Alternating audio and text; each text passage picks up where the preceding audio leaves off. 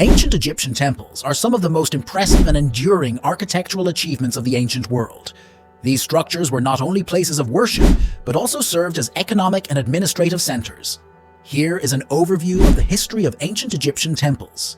Early dynastic period, c. 3126-86 BCE. Origins. The earliest temples were likely small, simple structures made of perishable materials like reed and mud brick. These early temples were dedicated to local deities and were often associated with the burial sites of kings. Notable sites. The temple at Hierakonpolis is one of the earliest known temples, which began as a simple shrine. Old Kingdom, c. 2686-2181 BCE, pyramid temples. During this period, temples were often part of larger pyramid complexes. They were built to honor the deceased pharaohs and were located adjacent to their pyramids. Notable examples: the mortuary temple of Djoser at Saqqara and the valley temple of Khafre at Giza. Middle Kingdom, c. 2055-1650 BCE. Expansion and innovation. Temples became more elaborate, with larger and more complex designs. Temples began to be built with stone, which provided greater durability. Notable examples: the temple complex at Karnak began during this period, dedicated to the god Amun-Ra. New Kingdom, c. 1550-1070 BCE. Golden Age of Temples. This era saw the construction of the most famous and grandiose temples. The pharaohs invested heavily in building projects to honor the gods and to demonstrate their own divine connection and power.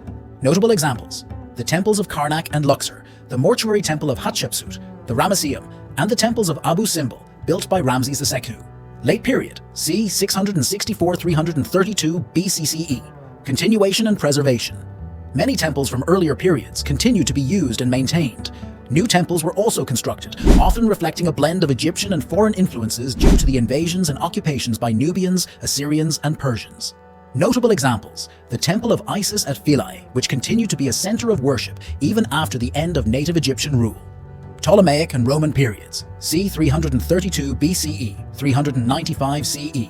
Hellenistic influence. After Alexander the Great's conquest, the Ptolemaic dynasty ruled Egypt, blending Greek and Egyptian architectural styles in temple construction.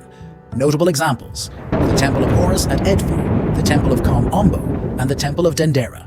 Architectural features and functions: pylons, monumental gateways that marked the entrance to the temple, hypostyle halls, large halls filled with columns, often elaborately decorated with carvings and hieroglyphs. Sanctuary, the innermost and most sacred area of the temple, where the cult statue of the deity was housed. Sacred lake, a feature of many temples used for ritual purification.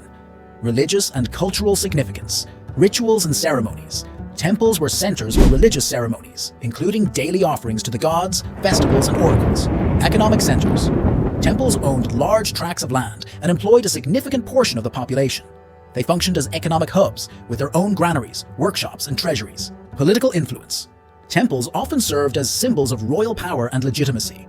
Pharaohs used temple construction to display their devotion to the gods and to reinforce their divine right to rule. Ancient Egyptian temples, with their grandeur and intricate designs, continue to fascinate and inspire people today. They provide invaluable insights into the religious, cultural, and political life of ancient Egypt.